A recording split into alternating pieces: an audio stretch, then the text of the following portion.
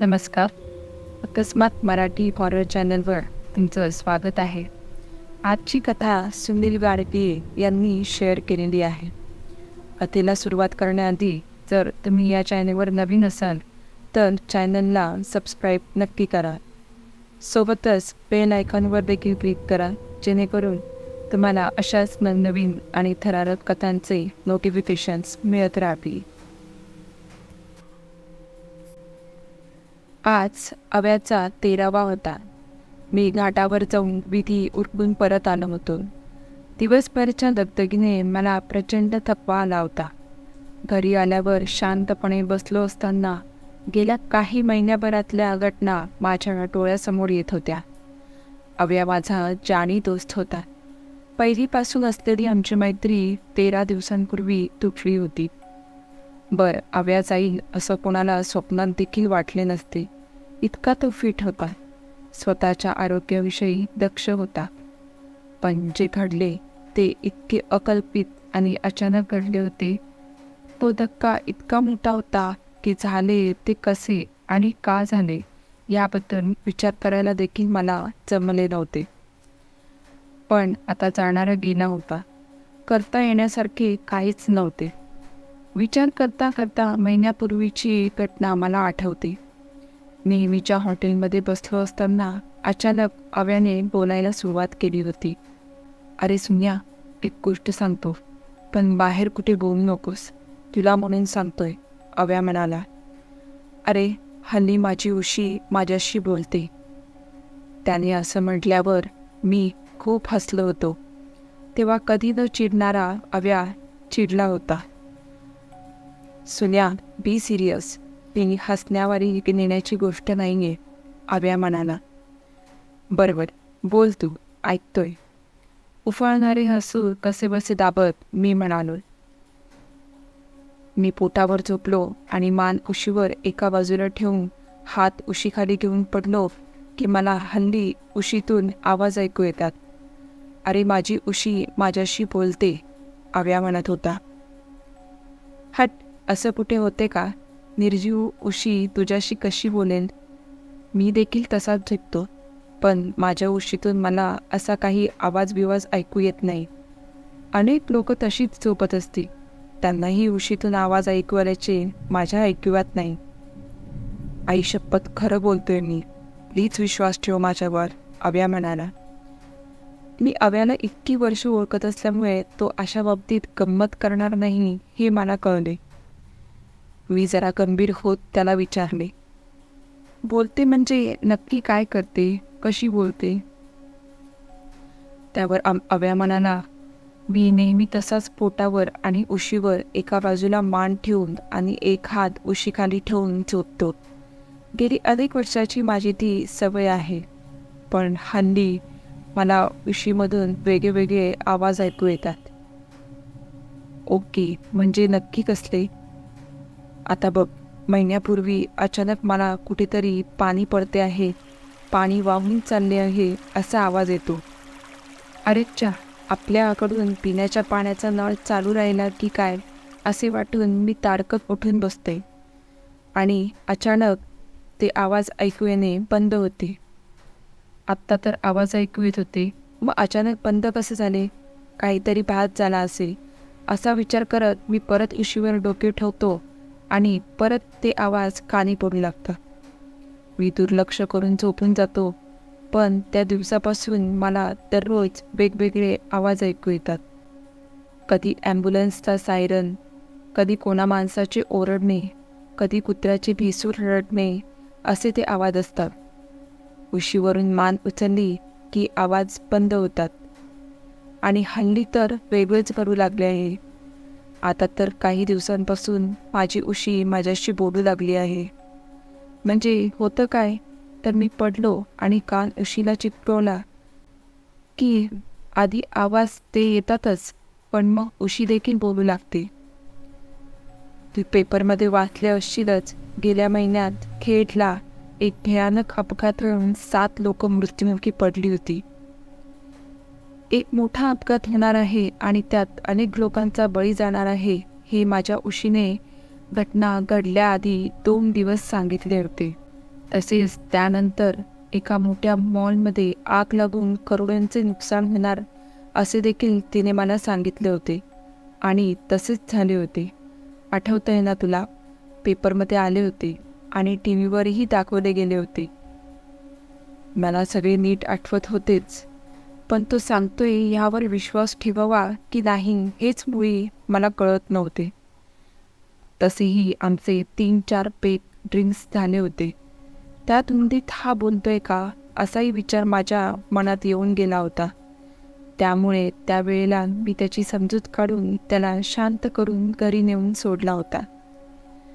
पण त्यानंतर जेव्हा जेव्हा भेटे तेव्हा तो त्याच विषयी बोलत होता. त्याच्याकडे बोलायला वेगळा विषयच नाही अशी परिस्थिती उद्भवली होती. आज काय त्या पुढाऱ्याचा खून होणार आहे, उद्या एक विमान समुद्रात पडून सगळ्या प्रवाशांना जलसमाधी मिळणार, नंतर काय तर त्या शेजारच्या घरातले कुत्र मरणार आहे, अशा गोष्टी तो मला सांगू लागला होता. आणि आश्चर्य म्हणजे त्या गोष्टी तशा तशा घडत देखील होत्या आणि त्याच मला खटकत होत्या. याला फक्त वाईट अशुभ घटनाच कशा कळतात हे देखील मला पडलेले कोडे होतेच. लॉजिकली विचार केला तर असे काही घडणे हे शक्यच नाही असे माझे मन मला सांगत होते. पण तो म्हणतोय तसं घडताना दिसतही होते. विचार करून करून मलाच वेळ लागायची वेळ आली होती. मध्ये काही दिवस मी ऑफिसच्या कामानिमित्त बँगलोरला गेलो होतो. तिथे मला 15 दिवस राहावे लागले होते. तिथून देखील मी अव्याशी फोनवर बोलत होतोच, पण बोलताना तो पूर्वीचा माझा दोस्त अव्या वाटत नव्हता. त्याच्या बोलण्यात पूर्वीचा तो उत्साह जोश नव्हता. आपण एखाद्या म्हाताऱ्या आजारी माणसाशी बोलत आहोत असे मला वाटत होते. सुन्या, लवकर परत ये, हा एकच दोषा त्याने लावला होता. काम संपल्या मी परत येऊन घरी बॅग ठेवून आव्याच्या घरी धावलो होतो. आव्याच्या आईने दार उघडले होते. तिचा उतरलेला चेहरा बघून माझ्या छातीत धस झाले होते. सुनील, अरे बघ तो कसा वागतो आहे. हल्ली कामावर देखील जात नाही आहे. दिवस रात्र जागाच असतो. कशात लक्ष नाही, नीट जेवत नाही, काही खात पित नाही. सारखा आपला त्या पलंगावर उशीला कान लावून पडलेला असतो. जरा समजाव त्याला, असे म्हणून तिने मला त्याच्या खोलीत नेले होते. आज जाऊन अव्याकडे बघून आपण 15 दिवसांपूर्वी बघितलेला हाच तो माणूस आहे यावर विश्वास ठेवणे अवघड जाईल इतका तो बदलला होता. त्याची पिळदार बॉडी फार उतरली होती. चेहरा खप्पड झाला होता. डोळ्यातली चमक नाहीशी झाली होती. दाढीचे खुंट वाढलेले दिसत होते. केस देखील पिंजारलेले होते. मला बघून देखील तो उठला नव्हता. मी हात मारल्यावर भानावर आल्यासारखा होऊन तो माझ्याकडे बघून फक्त खिन्नपणे हसला होता. मी त्याच्याशी बोलण्याचा प्रयत्न करत होतो, पण तो उशीवर टेकवलेली मान उचलायला देखील तयार नव्हता. शेवटी कंटाळून मी चालण्यासाठी उठलो तेव्हा तो धडपडत उठला होता. त्याला आधार देत मी त्याला नीट बसते केले होते. काय रे, कसा आहेस? बघ मी आत्ताच गावाहून आलो ते थेट तुझ्याकडे. काय म्हणतोस? अशी चौकशी करत असतानाच त्याच्या चेहऱ्यावरचे भाव बदलताना मला दिसले होते. कुठल्या तरी अनामिक भीतीची छाया त्याच्या चेहऱ्यावरून सर्वकन गेल्याचे मला स्पष्ट दिसले होते. डोळ्यात भीती गोठून आली होती. त्या स्थितीत तो काहीतरी बोलू पाहत होता. मी त्याच्याजवळ जाऊन बसून त्याच्या पाठीवरून हात फिरवत असतानाच तो रडवेल्या सुरात म्हणाला, सुन्या मित्रा, माझं काही खरं नाही बघ. अरे असं का म्हणतोस? आपण डॉक्टरांकडे जाऊ. नीट उपचार घेतल्यावर ती नक्की बरा होशील. काही काळजी करू नकोस. असे मी म्हटल्यावर परत एकदा खिन्नपणे हसून तो, अरे नाही, आता काही उपयोग नाही. उशीने आला तू लवकरच मरणार. तुझा मृत्यू रेल्वेखाली होणार असल्याचेही सांगितले आहे, असे त्याने म्हटल्यावर माझ्या अंगावर सरकन काटा आला होता. मानेवरचे केस तटकन उभे राहिले होते. कशीबशी त्याची समजूत काढून उद्याच त्याला एखाद्या चांगल्या मानसोपचार तज्ज्ञाकडे घेऊन जाण्याचे ठरवून मी माझ्या घरी गेलो होतो. त्याचे ते भयावह बोलणे ऐकून मला त्या रात्री झोप लागली नव्हती. सारखा त्याचा तो प्रकाश चेहरा डोळ्यासमोर येत होता. पहाटे कधीतरी माझा डोळा लागला होता आणि सकाळीच 8-8:30च्या सुमारास माझ्या प्रिय मित्र अव्याने रेल्वेखाली आत्महत्या केल्याची भयानक बातमी समजली होती. नंतरचे माझे सगळे दिवस प्रचंड शॉकमध्येच गेले होते. काय झालं, कसं झालं, का झालं हे प्रश्न मला तेव्हा न पडता आज 13व्या दिवशी पडत होते. उशी बोलते हे त्याचे म्हणणे कितीही प्रयत्न केला तरी न पटण्यासारखेच होते. It was a clear case of hallucination. मी स्वतःची समजूत काढत होतो. येणारा गिल्ट कमी करण्याचा केविलवाना प्रयत्न करू पाहत होतो. आधीच आपण त्याला एखाद्या चांगल्या मानसोपचार तज्ज्ञाकडे घेऊन जायला हवे होते. हा विचार 100 वेळा माझ्या मनात येऊन जातो. त्याची टोचणी आता मला आयुष्यभर लागणार हे मला कळत होते. दिवसभराची दगदग, टेन्शन आणि हे असले विचार मनात येऊन मी अगदी थकून गेलो होतो.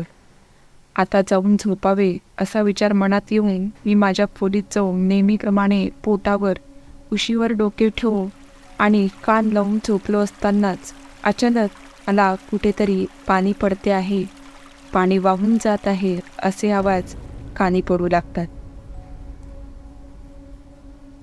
तर मित्रांनो, तुम्हाला आजची ही कथा कशी वाटली हे मला कमेंट करून नक्की सांगा आणि व्हिडिओ आवडला असल्यास चॅनलला लाईक आणि सबस्क्राईब नक्की करा.